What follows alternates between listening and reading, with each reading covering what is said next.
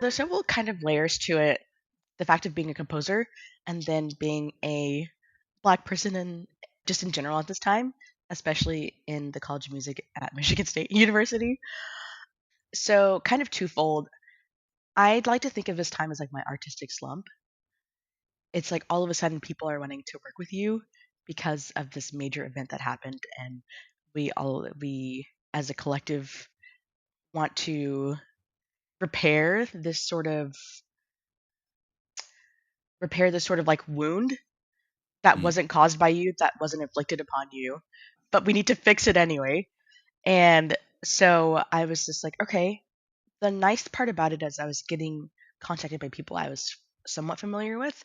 So we had interacted online before on what's formerly known as Twitter, which was great in its heyday until it wasn't. um, and so it was kind of like this, in terms of composing, it was like this two-part thing where it's like, oh yeah, I'm getting projects, I'm getting work. And then it's like, oh, do they see my value as a composer because they like what I'm doing, or do they see my value as a composer because of this wound that needs to be fixed? And I'll put wound and fixed in air quotes. And I battled with that. I struggled with that for like a few years after 2020, deciding, if my art was kind of worth something Yeah. outside of this one event. My process changed a lot. Instead of writing with pen, I was writing in pencils.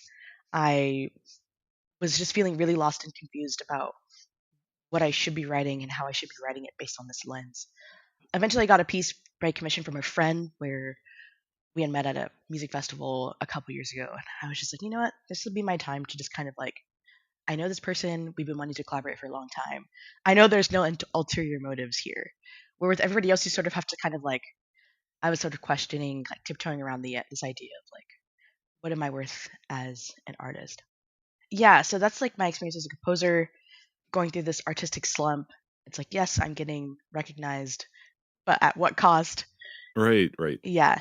The other part, it was very strange, kind of at MSU, because I was in the string orchestra. We did like the online concerts, whatever. I was like, I just want to play, just have fun.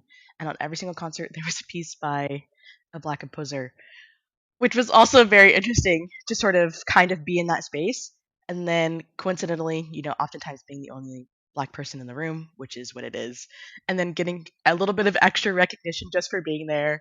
And it's just like, this is kind of weird. I'm not really sure what's going on. I'm happy to be here anyway because I like to play music. I'm stuck inside the house like all day, every day because it's the pandemic. Like, I just need to do something. But on the flip side, it's just like you have all these wonderful artists who now you get to see them for what they really are. Yeah. I played a lot of Carlos Simon, a lot of Jesse Montgomery. Valerie Coleman was already getting played at this point, but like even more so. And you just see these people, who are just so great at what they do to just get that extra push. Whether or not it's good or bad, it is what it is. But it was kind of amazing to see how all of a sudden, oh, this is possible. We can have diverse voices and not get bent out of shape about it. Yeah, So right. yeah, or we can intentionally take up space by intentionally Black musicians, marginalized musicians. We can intentionally take up space without being questioned why we're there. So it's a very, very strange dynamic to sort of all of a sudden all of this thing is happening during a pandemic, which is disturbing, like destroying people for other reasons. This sense of isolation. There was just a lot going on, and having to process and get through that. Like not only do I have to deal with the pandemic and being isolated, now I have to deal with working, you know, three times as hard as my colleagues who now have this break and respite. And, oh, I'm getting projects. All my other Black colleagues are getting projects. It's so many layers and so many complexities. And having made it out on the other side of that, in one piece is really amazing.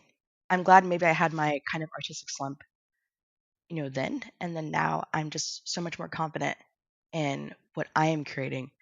And it's like, sure, it took me a while to get there and it took a lot of hardships and trials. But now that I am here, I can be here with so much more confidence than maybe what I was before.